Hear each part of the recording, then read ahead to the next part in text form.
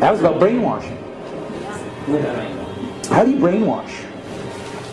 Well, you repeat it. You repeat the same thing over and over again. You know if somebody's resisting the concept, if you keep fucking repeating it, after 6 times, they'll incorporate it in their brain. They may not agree with it, but repeat it another 1,000 times, they'll start saying it. A plane. None of it makes sense. The problem is that we're taught as children, this ball earth lie. And, you might ask as a child, what about the people in Australia? They're standing on the bottom of the globe, won't they fall off? And your teacher says, no, gravity. And you go, oh, okay. And you never go back to that question. University institutions, physics, the Royal Society in London, that's of course NASA, Newtonian physics, why objects move on a ball spinning 1,000 miles an hour while it's going 26,000 miles around the sun. It's basically the model we accepted right now. I don't feel it's spinning 1,000 miles an hour right now. Oh, that's because of gravity. Hey, gravity, what's that? That's the thing you can't feel. Oh yeah, can you prove that in an equation?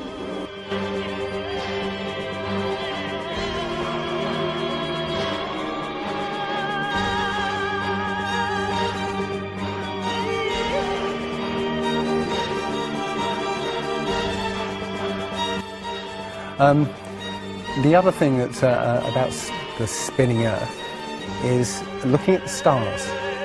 Now, directly above the axis of spin is the pole star, Polaris, okay, directly over the North Pole.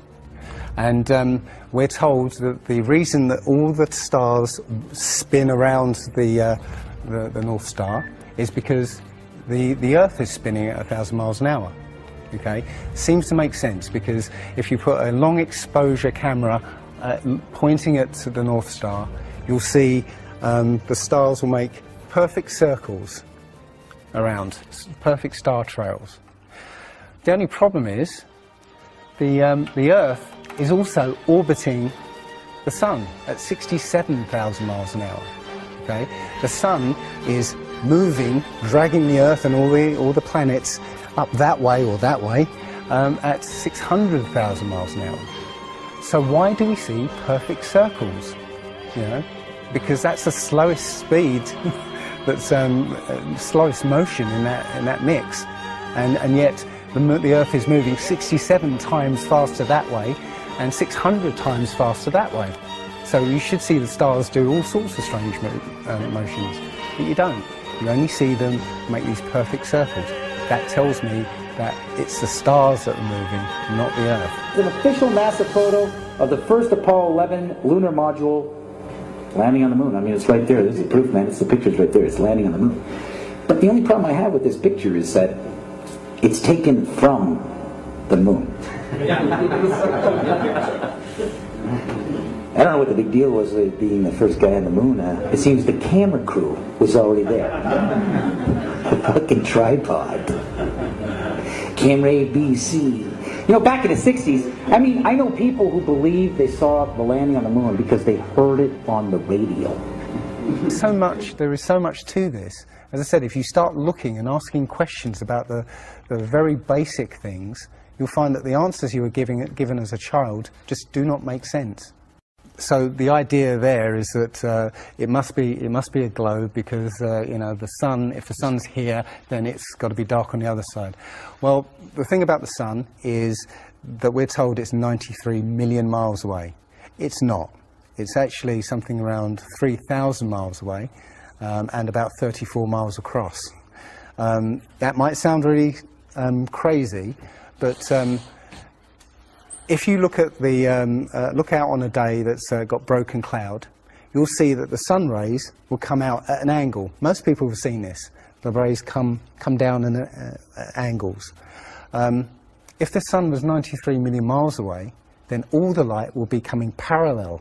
So if you imagine, there's no way to show 93 million miles, but something way over there, all the light that reaches this globe will be parallel. There's no way that light can come that far and spread out like that.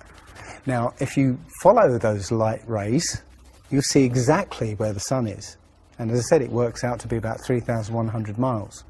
Now, if that's the case, and the sun is circling over this flat plane,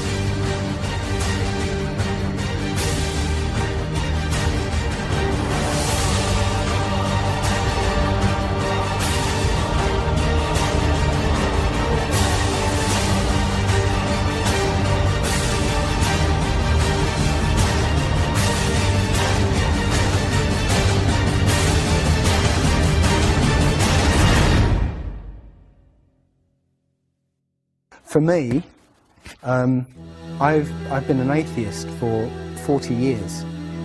From the age of 13, you know, I didn't want anything to do with God and Bibles and whatever, and religions.